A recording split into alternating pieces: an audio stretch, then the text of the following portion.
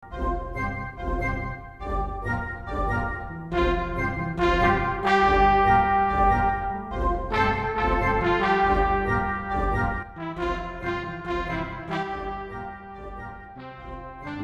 to the Who, What, Why podcast. I'm your host, Jeff Schechtman. In the debate about how to save the planet with respect to both our natural resources and climate change, there always seem to be two competing points of view. One is that technology and private enterprise will find the magic bullet that will save us. The other is that the same technology, free enterprise, and capitalism are the enemy and have led to all of our problems. The reality is that both of these ideas cannot be true. Upon closer examination, we see that one comes from frustration and many years of neglect, while the other comes from solid evidence that business, science, growth, and economic progress is where our environmental salvation will come from. We're going to talk about this today with my guest, Andrew McAfee. He's a principal research scientist at MIT. He's been studying how digital technologies are changing business, the economy, and society. His previous books include the New York Times bestseller, The Second Machine Age. His most recent work is More for Less, the surprising story of how we learn to prosper using fewer resources and what happens next. And it is my pleasure to welcome Andrew McAfee here to the Who, What, Why podcast. Andrew McAfee, thanks so much for joining us. Hey, thanks for having me on. Do you see this binary choice that we are repeatedly presented with, this idea that somehow the very things that people are looking for, the places they're looking for a magic solution to all these problems, are also in some ways the things that they're blaming for the problems in the first place? Yeah, and you put that dichotomy really nicely. The Simpsons also put it very nicely. There's this great episode where Homer talks about beer as being both the cause of and the solution to all of life's problems. As you see this playing out, talk a little bit about the frustration that creates, particularly within the scientific community that is looking for some of these solutions and looking for ways for various companies to be less resource dependent. Well, I have a lot of sympathy for the point of view that this 1-2 punch of market-based competition, of capitalism, of this relentless engine of growth, and very powerful new technologies, they are what is causing the problem. I have some sympathy for that because that was kind of true all throughout the industrial era. During the industrial era, we grew our economies, we grew our population, humanity took off like never before, but we should be honest, we beat up on the earth more year after year after year. We took more from it. We took more resources. We dug more mines. We cleared forests. We planted crops. We killed animals. We polluted, like all of these, and we did more of these things year after year. That is absolutely true, and we shouldn't walk away from that. The reason I wrote More from Less is that in America, at least, and I believe in other rich countries as well, we have turned the corner on that. And even though our economy continues to grow, our population continues to grow, we are now literally lightening up on the earth. Our footprint on our planet is now shrinking instead of growing. So that reversal, I think, is really, really important, and that's why I decided to write the book. What about the argument that it's not enough to just lighten the footprint at this point, that because of all the damage that has been done for all those years that you were talking about, that in fact we have to be more drastic in the way we cut back? There's one area where I completely agree with that argument, and that is global warming. We are cooking the planet. We need to stop. And even though total greenhouse gas emissions from America now are on a downward trend, that's not enough. They need to go down much more quickly, and the rest of the world has to start to decarbonize starting yesterday. This is really urgent homework for the 21st century. So I completely believe that. Where I part company with some of the arguments that I hear is that we need to make radical changes in order to save the planet from global warming. And if I ask people what they mean by radical changes, I hear some version of restricting what people can do or centrally planning economies. And I think both of those are terrible ideas. I think they are miserable for humanity, and they will not accomplish the goals. So the point I make in the book is that global warming is bad, and greenhouse gases are a particularly tough kind of pollution to solve. So they are difficult to fix, but they're not mysterious. They're air pollution, and we have a great track record, in the rich world anyway, of succeeding in that. The point I want to make is that greenhouse gases are pollution, and we know how to deal with pollution. And the critical thing is to realize that markets and technology put together will not solve pollution on their own. We have to bring in an aware public that wants the pollution levels reduced, and governments that listen to the will of their people and put in place smart policies like a cap and trade program, like a carbon dividend, things that we hear about today. If we can summon the political will and do that, we can effectively tackle global warming. It's not mysterious, it's just difficult. The argument is that we can't do that and continue to grow the economy at the same time. Right, and I don't agree with that argument at all. The exact same arguments were made about reducing air pollution levels from sulfur dioxide and other pollutants in the late 60s, early 70s in the United States. The incumbent industries obviously didn't want their costs increased, so they said, look, first of all, the pollution's not that bad, and second of all, reducing it will hamper our standard of living. Neither of those statements was true. And because we did smart things to deal with that kind of pollution, the costs of mitigating it were actually a fraction of the original estimates. So the way to think about this is if you make pollution expensive, like you make resources expensive, companies will innovate like crazy to reduce that cost. And that's the basic idea behind the carbon dividend, which was championed by William Nordhaus, who won the Nobel Prize last year in economics. Bring pollution into the market system, make it expensive, watch companies reduce their spending on it. And this goes to the heart of the idea that we need to use the market system, that we need to use the fundamentals of capitalism in order to most effectively and most rapidly address these issues. That's exactly right. And that strikes some people as odd or perverse or even immoral in some ways. If capitalism is what is causing the pollution, we certainly can't fix the pollution with capitalism. That logic is not correct. And we know that because when we put things like sulfur dioxide pollution into the market system, we literally created markets to allow companies to buy and sell and trade the right to pollute. That was a stunning success for the environmental movement. So like I say several times in More from Less, we actually know the playbook now for treading more lightly on our planet over time. If we decide not to use that playbook, shame on us. What about what technology is giving us today to begin to address some of these issues? Technology helps us in lots of different ways. The engine in your car is simultaneously more fuel efficient, more powerful, and lighter, physically weighs less than the car engines of a generation or two ago. So we can consume fewer fossil fuels as we do all of our driving around. We're also seeing a really exciting bundle of technologies for lower carbon energy or a lower carbon economy, and that ranges everything from solar to wind and other kinds of renewables. I would absolutely put nuclear in that mix. We have this amazing technology that's very potent, scalable. It actually is safe. It's somewhat cost effective. It's extremely green. But because of the ick factor, because a lot of us have this visceral reaction against nuclear, it's not even on the table in a lot of places, which is just a complete mistake and a crying shame. If we want to decarbonize our energy world, nuclear is going to have to be part of that mix. Given, though, that nuclear is so expensive and takes so long before we can move forward with it, given the realities of really trying to build new nuclear facilities, is that a realistic thing to even be looking at? It absolutely is. It does take a while to build a nuclear facility. Part of that is because we put a lot of restrictions in place on it, and we give a lot of different groups the power to hold things up. I think we're unnecessarily handcuffing nuclear power.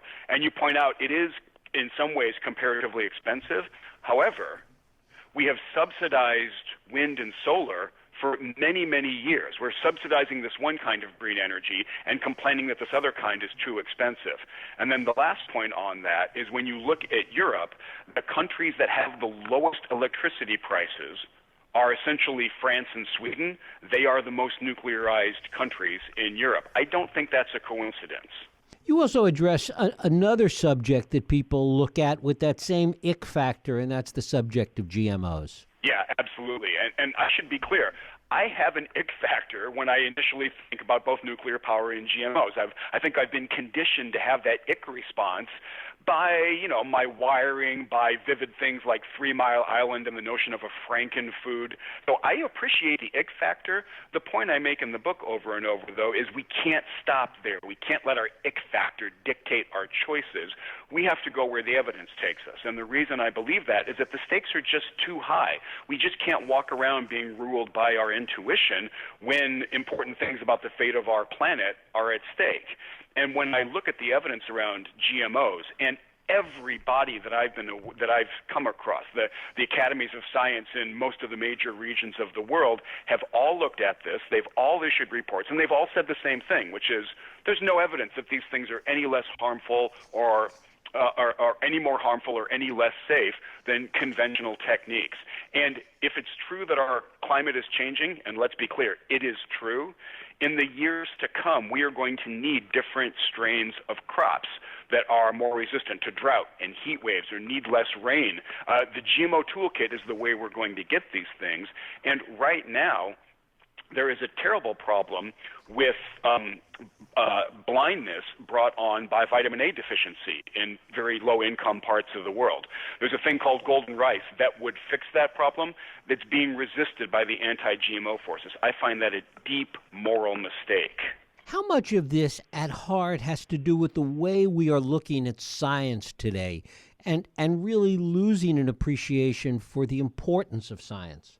Yeah, I think that's a big part of it. And I think this decline in trust and expertise is not serving us well at all. And I think we're turning toward our intuition or our gut feeling more than we used to. I think we're turning away from established experts and toward people who just like shooting off their mouth, or people who are very persuasive but not very well grounded in the facts. I think these are very serious problems, and we see the crazy winning arguments way too often for my taste these days. I think the crazy is winning the argument about nuclear. I think it's winning the argument about GMOs way too often. I think it's winning the argument about vaccinating our children way too often. So part of what I'm trying to do with the book is just add one more voice to this chorus that's pleading us to be rational, evidence-based. Start with your intuition, that's great, but then go test it against what's actually going on. And if your intuition doesn't line up, you need to try to change that. Give us a sense of what you're seeing from the scientific community in terms of how they're reacting to exactly the problem that you're talking about. Well, I see growing awareness that we can't just sit in our ivory towers of academia in our research lab and kind of tut-tut or complain that the public is turning away from science or that people just don't get it.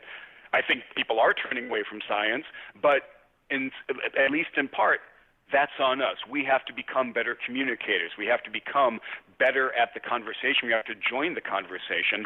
Otherwise, there'll be very persuasive voices on the crazy side that might carry the day. So one of the things that I love seeing are scientists who are trying very hard to communicate their work, who are getting out there, who are persuasive, who are fun to listen to. We need a lot more of that. Talk about some of the specific things that you're seeing that are taking place in the realm of technology, in the realm of business, that are really day in and day out addressing some of these issues, particularly with regard to both resources and climate change. The aluminum can that you drink beer or soda out of weighs about 20% of what the first generation of aluminum cans weighed. And that's because aluminum costs money. Beverage companies that are locked in competition would rather not spend that money. And in this second machine age that we've created, in this era of amazing digital technologies, you have a very powerful system that will let you design thinner-walled aluminum cans. I think the smartphone that you and I both have in our pockets is just this world champion of dematerialization and of reduced resource use, because think of how many physical devices that smartphone replaces. I don't have a clock radio by my bedside anymore. I certainly don't own a camcorder. I don't own a film camera anymore. I don't own a CB radio or an AM FM radio. All those devices have collapsed down into this tiny smartphone. I no longer print out maps when I'm going to go drive somewhere. I haven't taken a film picture in a long time.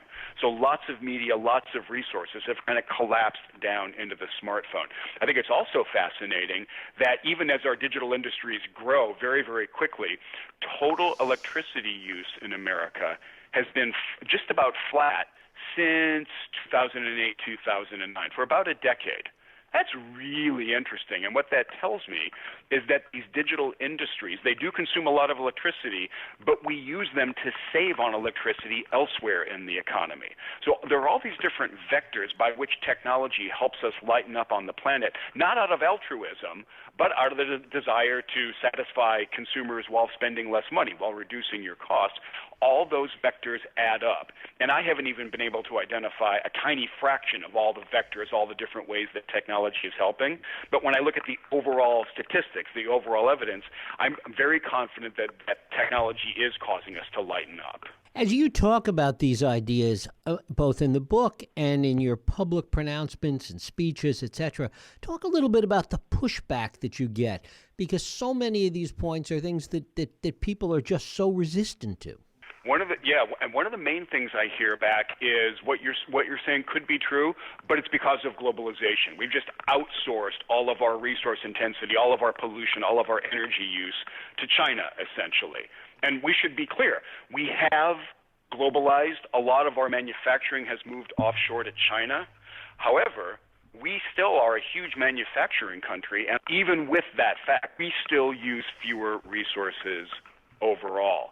There's a really nice effort by the Global Carbon Project to say, okay, what would America's total carbon emissions be, including all the things that we import from around the world? And even when you do that adjustment, our total carbon emissions are on the decline. So the globalization story is real. It doesn't explain this phenomenon of America lightening up on the planet Earth. One of the other things I hear back is just some version of what you're saying could be true, but nothing else matters because of global warming. There's just this notion that because of this one problem, none of our other victories, none of our other kinds of progress matter at all. And I think there's something going on. I call it the law of conservation of pessimism, that if you want to feel dour or downbeat about the state of the world, you will find reasons to do that. I'm not trying to minimize global warming. It is real. It is bad. But we are making real progress in important areas. Expand on what you're seeing with respect to third world progress. It's very clear that low-income countries are not yet dematerializing. They're growing their infrastructure. Their people want to consume more material goods. So I'm not saying that dematerialization and lightening up are global phenomena yet. The point I want to make is they're going to become global phenomena so quickly that I think most of us are going to be surprised. There are going to be a lot more Nigerians in the decades to come. Nigeria is not going to build a copper telephone network inside the country. They're just not going to lay that copper all over the place. I just saw a great statistic the other day that India is walking away from its very recent plans to build a bunch of coal-fired electricity plants, not because Indians don't want electricity, but because it's more economical now to use other greener energy sources to generate all of that electricity. So the developing world is still materializing. Pollution levels are higher in the developing world, absolutely. That situation is going to improve more quickly than it did in the United States. These developing countries today have access to entirely different technologies than we did. Those technologies are going to help them tread more lightly on the planet. As you talk about, China is going pretty far in a lot of these areas in terms of trying to improve their situation. Absolutely. China made ridiculously fast progress on reducing its air pollution levels because people were or without permission leaving polluted Chinese cities because they saw their children suffering so much. So after China decided to get serious about air pollution, it reduced its overall pollution levels about 30% across the country in 4 years.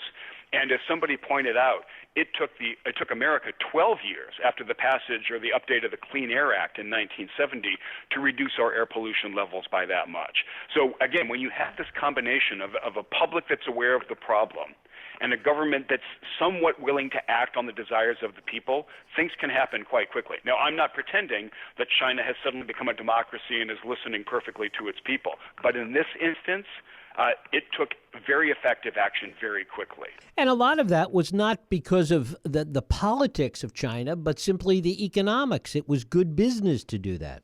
It's really good business to not have your urban populations fleeing the cities for the sake of their children. That is really, really bad for the health of a society, for the growth of an economy. So we don't need to think about the Chinese as suddenly ruled by these incredibly benevolent people. If you've got your eye on the long term for your country, you will lighten up and you'll start to treat the earth better. Andrew McAfee, thank you so much for spending time with us here at Who, What, Why. I really appreciate it. Thank you. Thank you. And thank you for listening and for joining us here on Radio Who, What, Why. I hope you join us next week for another Who, What, Why podcast. I'm Jeff Sheckman. If you like this podcast, please feel free to share and help others find it by rating and reviewing it on iTunes. You can also support this podcast and all the work we do by going to whowhatwhy.org/donate.